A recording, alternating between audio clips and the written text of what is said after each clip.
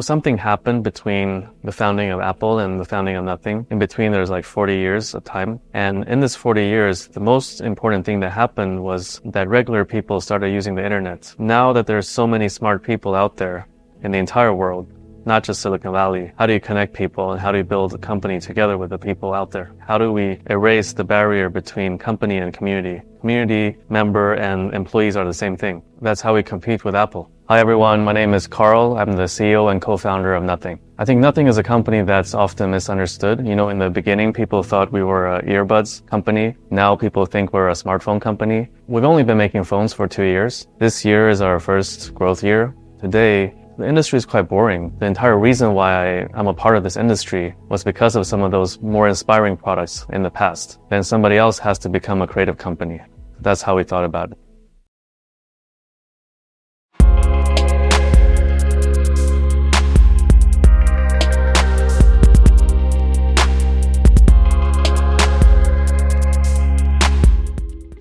Yeah, so I was like a first-generation immigrant as a kid. I was born in Beijing, but left when I was 4 years old. Sweden is known for high-speed internet back in the day. So I got a really good internet connection and I got a laptop. When I was 12, we had a really good teacher at school who taught us coding in HTML. So I started making websites since I was 12. Music, I've done anime, I've done games, like just all types of websites, as long as we can get the traffic up. I didn't even know who Steve Jobs was during the iPhone announcement. I think the first Apple keynote I watched was actually the first iPad keynote. I saw the iPhone, I just had to buy it, and it was only available in the US. So I had an American friend buy it for me at AT&T and then send it to me, and I had to jailbreak it, but it was such a great experience. Like, it's so different from anything else. The multi-touch, the capacitive touchscreen, like, it's magical. So I grew up in Sweden, but in the news, there was always news about the Chinese economy growing fast. After high school, I actually went to China for a year. My parents were really scared, like, what are you gonna do? I just wanna go and see it for myself. There's so much news about what's happening.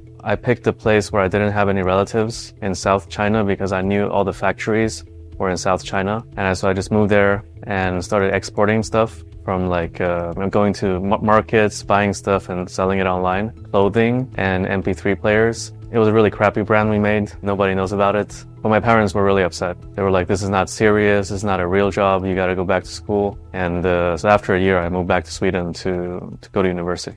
So actually, I went to the best business school in Sweden. And, at that time, this was around like 2008. Some of the biggest things that were happening in the world were the rise of tech companies like Microsoft, like Amazon, like Google. E-commerce was growing. In my 3 years at school, we spent 0 time on any of those 3 topics. Best business school, spent 0 time on tech companies, 0 time on e-commerce. We learned theories from like 100 years ago, like macroeconomics, microeconomics, how to manage a factory, labor input, goods output, and stuff like that. So I was like, school is supposed to set you up for success in the future, right? And the world is changing and we're not, like, what's this? So I didn't write my thesis, so I didn't take my diploma, and I left. When I told my parents I was not gonna get my university diploma, their reaction was terrible. They were like, why? You're not going to get a job. You can't be hired without a diploma. Go back. My plan was actually to apply for Y Combinator after uni. Because one of my friends was back then the youngest founder to have gotten into YC. At the same time, I really like gadgets. I really like hardware. So I had gotten to know a Chinese smartphone company, the first one.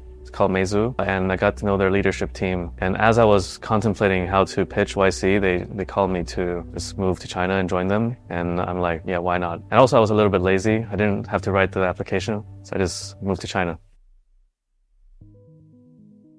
I joined that company, Meizu. Their founder got depressed because there was another company that grew really fast at that time called Xiaomi. He felt like he was first, but Xiaomi grew much faster. And they almost made a partnership. So because they couldn't do a partnership, Xiaomi became a separate company and grew very quickly. That founder stopped going to work. So I kind of lost respect. If you're going to be like this, how is the company going to be successful? You're going to face a lot of challenges on your journey. I ended up at this other company called Oppo. Oppo is one of the biggest Chinese smartphone companies, and they're really focused on the offline distribution. And Oppo started OnePlus, and I was in the founding team of OnePlus. I mean, I was a really young person at that time. I was 24 years old. And the original idea for OnePlus was to compete with Xiaomi in China, online. Xiaomi was online, right? They were the first to sell smartphones online, direct to consumer. I'm like, hey, let me do international. Like, nobody's doing international, right? So there was like a senior executive team for the China market. I'm like, it's a free opportunity. Nobody's doing it. So I got to do it. And I didn't know how to build a team. My first team were all English teachers, but I think we got really lucky because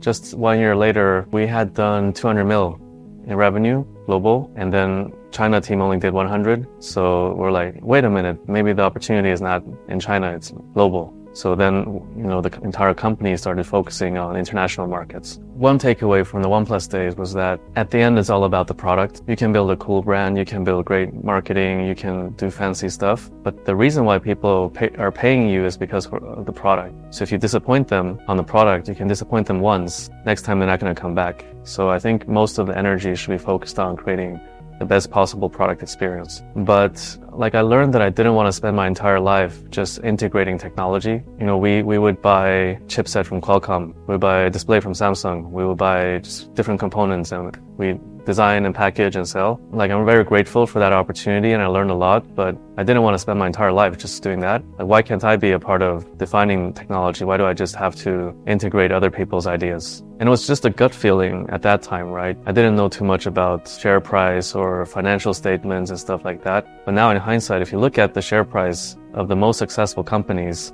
they're tech companies, not integrator companies. But I just knew I wanted to do something more valuable, be a part of building technology and not just integrating other people's technology.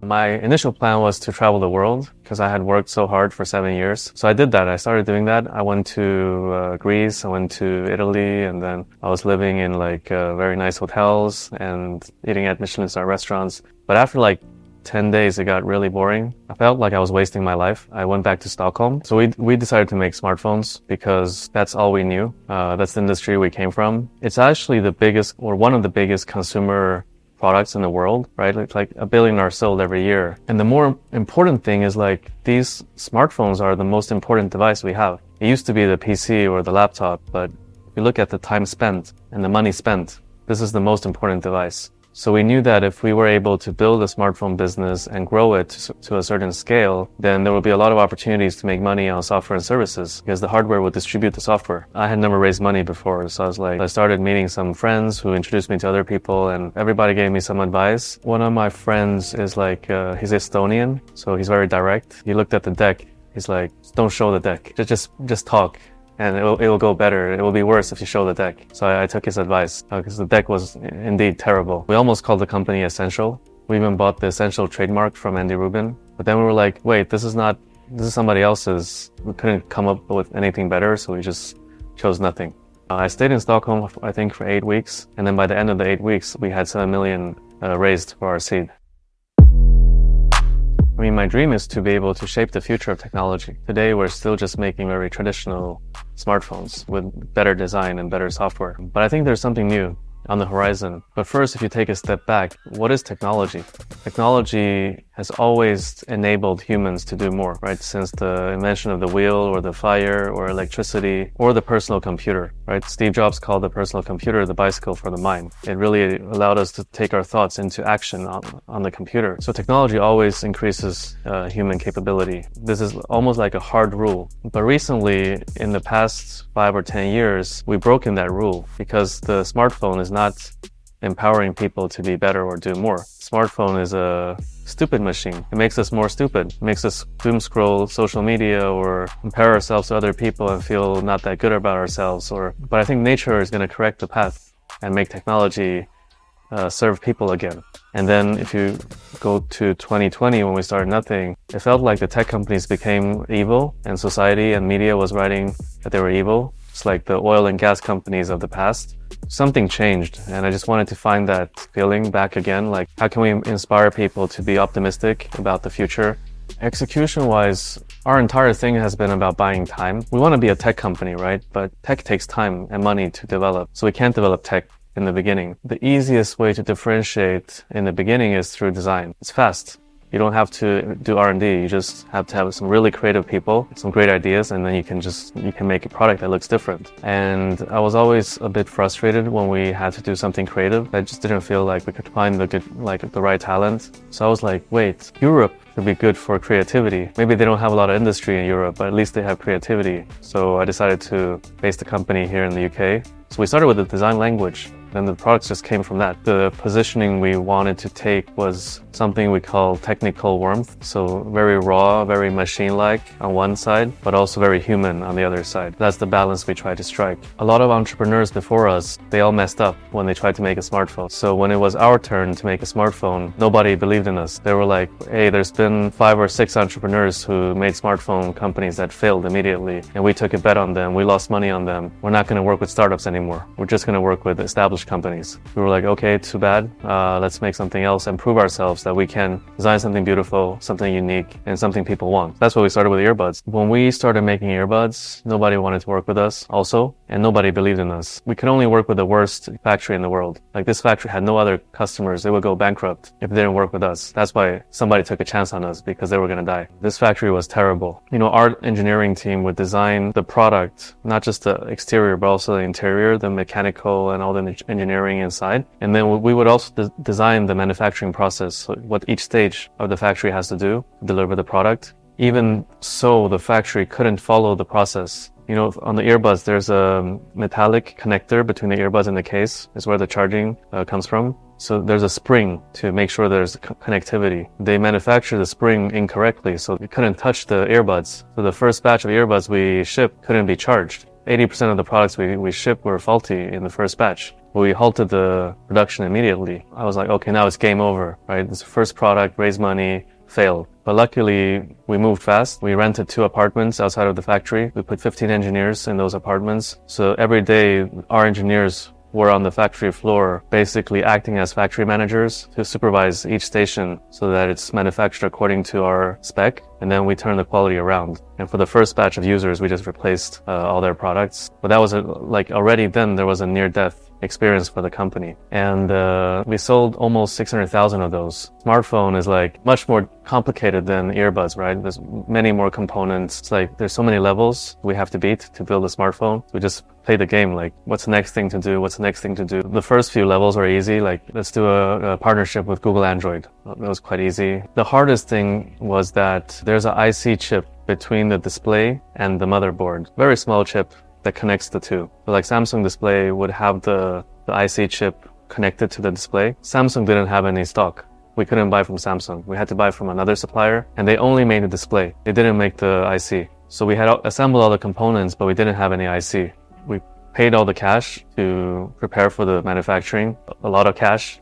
Phones are expensive to make. We just lacked one component, and we couldn't manufacture the product. Basically, at that time, we went to everybody. I went begging to all our competitors. Most of the smartphone bosses, CEOs or whatever, met me at that time. Some kid trying to ask for IC chips, and they were like, why should I give you any of my chips? Probably talked to 50 to 100 people. Eventually, we got some supply for the IC. That was also a near-death moment, right? Because we had paid so much money for the supply, and we couldn't even manufacture the product. The biggest lesson is just to push through. Every time I felt the world was falling apart or I couldn't take it anymore, I just pushed through. And then looking back, half a year later to what happened half a year ago, it doesn't matter. It's something small, But at the time, a lot of things felt almost fatal for the company. And one of the fundraising rounds was very tough. I was pitching investors for 2 months. And every meeting would be challenges oh, what's your vision? Why would this work? Why would this not work? Have you thought about this? Have you thought about that? It's okay for a few weeks, but for 2 months, just getting challenged every single day,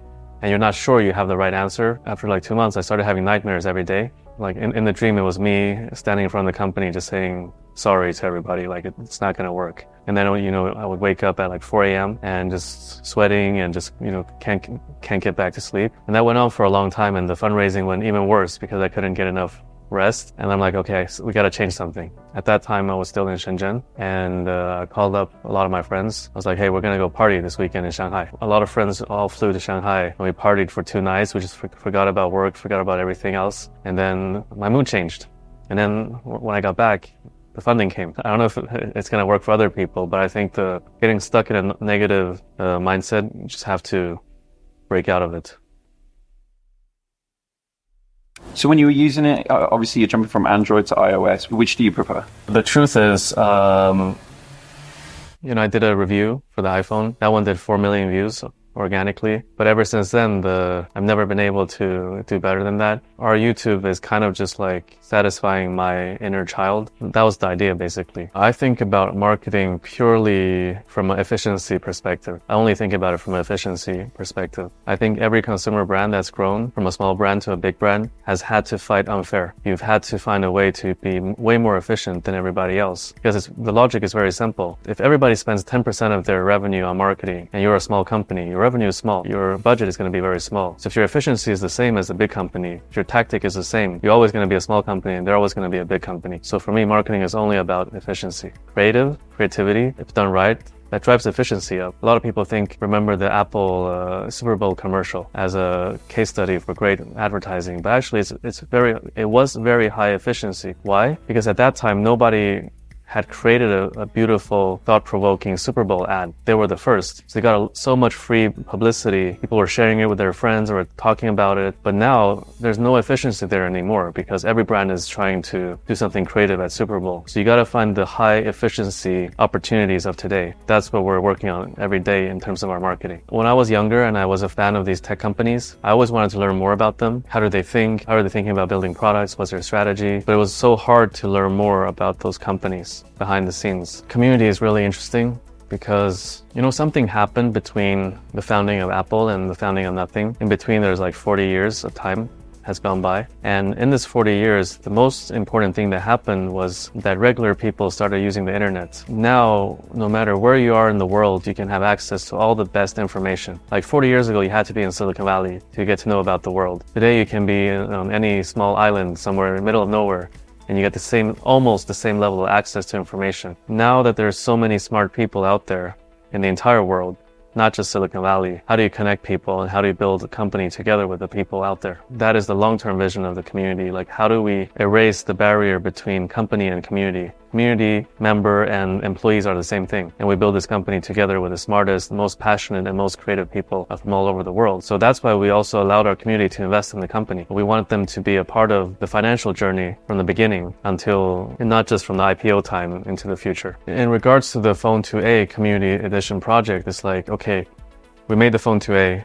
Now it's your turn to make it. I just wanted to see what level of creativity we have out there. I think our teams are really delivering in terms of making tech fun again. Recently, we just launched the CMF Phone 1. So the CMF, so the color material finish of the product, the users can decide themselves. Packaging of the product, the wallpaper of the product, the marketing plan of the product, we just handed it over to our communities. I just wanted to see what level of creativity we have there. And with a removable back cover, and you can play with it, you can unscrew the bottom right corner of the phone and you can put other accessories on there. And then we took the CAD files, the 3D files, and released them publicly. So now everybody can do 3D printing and build on top of that. That's way more fun than a traditional iPhone, right? That's how we compete with Apple. Apple is like just sitting in their basement trying to figure out the future for themselves. And then they come and release something, and then maybe it works, maybe it doesn't. Whereas we can build the future together with our users. And the biggest change now is, I think, the advent of the AI age, the AI era. There's going to be a new type of operating system, a new type of operating system without apps. Like today, we're still like app-based. It's been this way for a long time. The Palm OS days, the Symbian days, they were all like this. But if the future of computing is without apps, then the companies who have apps today, they also have to change. Now they're very much ahead of us in terms of the company scale and the traction. But if everybody has to start from the beginning again, then we also have the opportunity to win this race. We can never win the traditional smartphone race. We can only use that to establish our business. But if everything is changing, then everybody who has a smartphone has a chance to create the future. So what I'm really excited about is to be a part of shaping what the future of computing, what the future of operating systems look like. Don't start a startup just to look cool, or you think that like this is a cool lifestyle. It's not a cool lifestyle. It's like, I got a lot of gray hair now. I didn't have any gray hair before, but I wouldn't trade it for anything else. It's great, but it's not for everybody. It's also really nice to see somebody walking on the street wearing your product or using your product. It's a feeling that cannot be replicated by anything else, I think. And it's even better if they don't recognize you. If they don't recognize you, it means your brand is growing and the founder doesn't matter anymore, and they're just exploring the product, finding the brand. So although things are hard sometimes, there's also really good parts about it. So, we talked about how hard everything we're doing is, but I think at the end of the day, I'm just a normal guy. like anybody. And if I can figure it out, then you can also figure it out if you want to. It's not going to be easy. You're going to face a lot of challenges, but if you're really passionate about it, you can probably even do a better job than me.